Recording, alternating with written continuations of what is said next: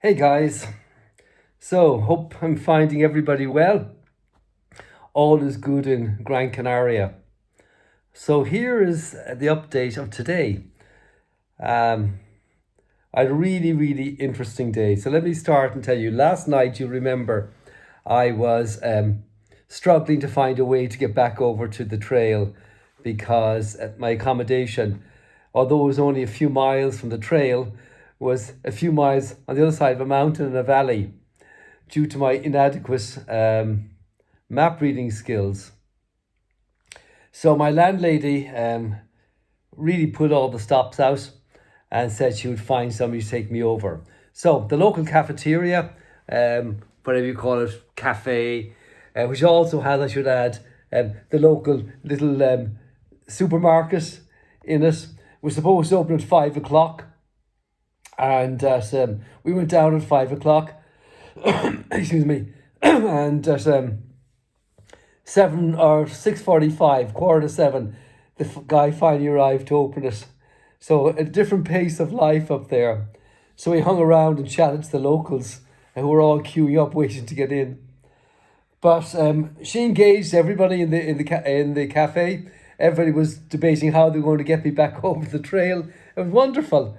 And then this guy came in and he said, he heard the story. He said, okay, listen, I'm going to work tomorrow morning. I'm passing roughly past that area. I'll drop him off. I'll bring him over.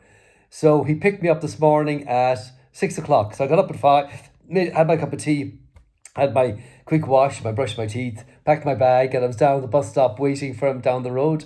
Picked me up at 6, and he drove like a madman. I'm not kidding you. He drove across the mountains on little country roads with sheer cliffs down each side of it and barriers on them. You know, those little tiny roads, only enough room for one car, and in dense fog. But anyway, he got me over there. Really good of them. I really appreciate the whole thing. I mean, it's the one takeaway from this trip. It's like people are just wonderful. I've always said how I love the Spanish people. But the Spanish down here, the Canarians, are wonderful as well. And also, it's only when you're in difficulty that you really experience people and you realize how wonderful people are. So anyway, he dropped me there at 6:30. So half an hour drive. So you can see I could never have walked back. And it was pitch dark. It was cold. And it was wet. And it was really windy. So I was wearing my t-shirt like this, my running top and my running shorts. I wore the merino wool light second layer, if you wish, like Ellie gave me. And I wore a light fleece over that. And then I wore my waterproof jacket over that. And put on my cap, put up my hood and headed off. And just before I tell you about the journey, I've a learning about what I need for a walk like this. I need 2 pair of running shorts, 2 t-shirts, that merino wool top, a light fleece and the waterproof jacket. That's it. And a couple of pairs of socks. And no pants, no underpants, none of that stuff. This gear is perfect gear. And if it gets wet, it doesn't matter. It dries out in no time. So anyway, so I headed off up the mountain with no headlight. That was another thing I realised. Now, I've already ordered one. It should be arriving this week at home in Ireland. So I'll have one for future walks. But boy, I could have done it this morning. I went up this path in pitch darkness under pine trees. And I didn't want to turn on the light on my phone because I wanted my eyes to get used to the dark. I didn't think the light on the phone would be enough. I was afraid I'd kill myself, trip over a rock and break a leg or something. But anyway, I hit up the mountain and eventually it brightened up. And the wind never really abated right through the first half of the walk. The climb, if you wish, the little climbing bit I did. The wind was wild and it was wet, but not wet like home. Not like torrential rain. It was sort of it came in gusts in the wind and blew in against you. It was sort of harmless. So I climbed up to the top of the hill or the mountain, and then the rest of the day was downhill. Now, that was an interesting experience. I moaned and groaned in the other videos about the steep climb. Well, of course, you're going up a volcano and then you're going down the other side of the volcano. And it's steep going up, but bloody hell, it was steep coming down. And all rock. So rocks, either flat rocks like the Burren, except obviously lava, not limestone, or broken up rocks, or ash, volcanic ash, or that does very, very fine stone. A lot of pathways, really, really steep pathways, all done in stone. And what I'm going to do at the end of this, when I get back home, I'm going to take all these videos and I'm going to edit them into a little summary of the trip. I'll put in some of the photographs from the shots of the places I went. Absolutely, I cannot tell you how spectacular they were. They're so sheer and so much rock, and these paths winding along the edge of these cliffs. Absolutely incredible. And you're looking off down these valleys with little houses everywhere, and you can see these little paths everywhere linking all the houses in the valleys. Absolutely spectacular. Anyway, I walked about 22 kilometers today, and I really enjoyed it.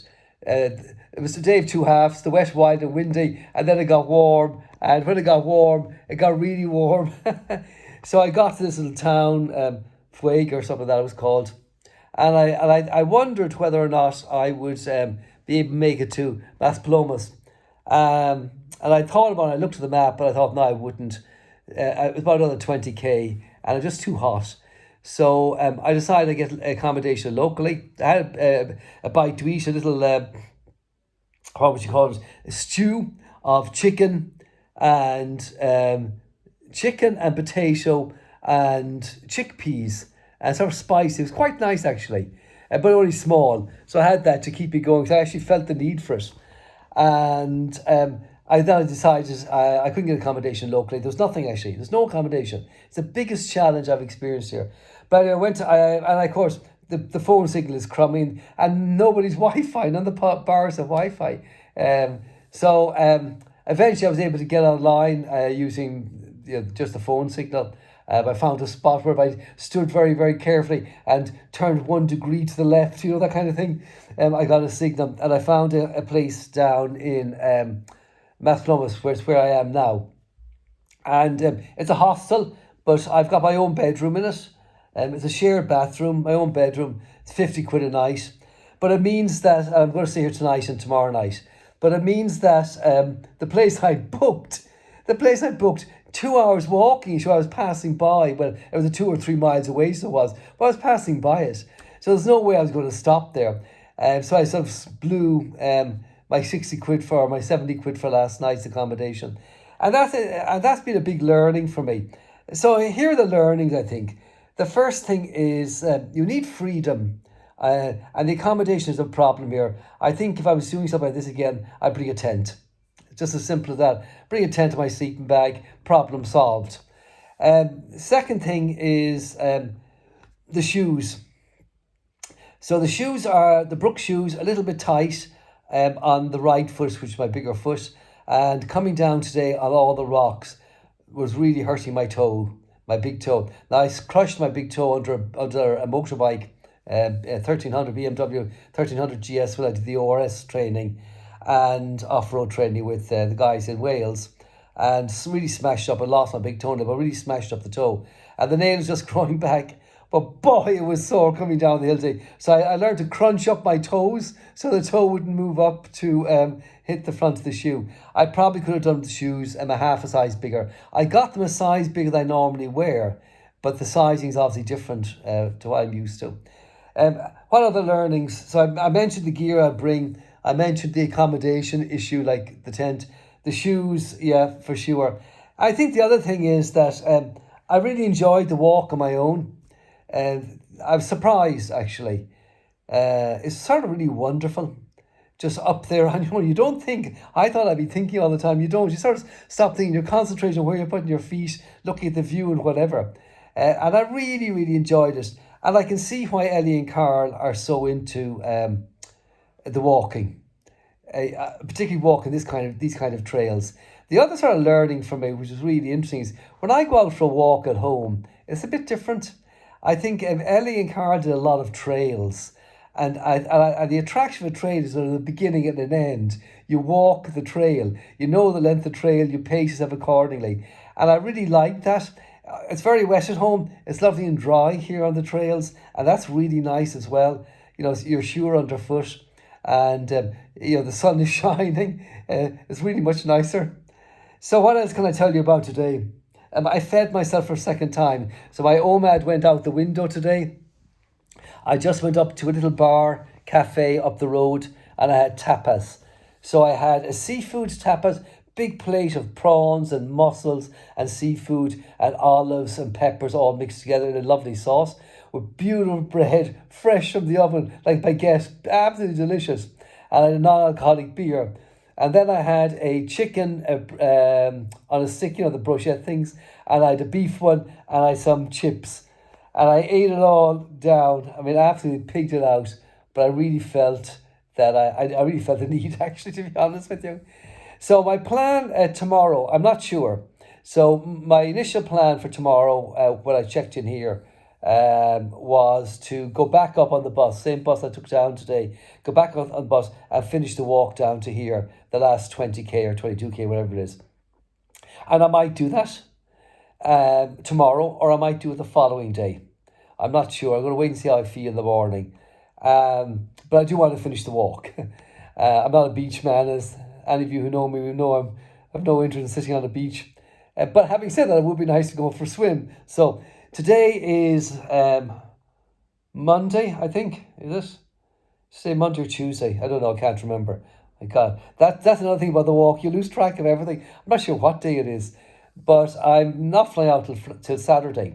So if I spend today and tomorrow, or tomorrow and the next day here, that'll be fine too. I still have time to go up to Las Palmas or go to the beach or do whatever. So we'll see.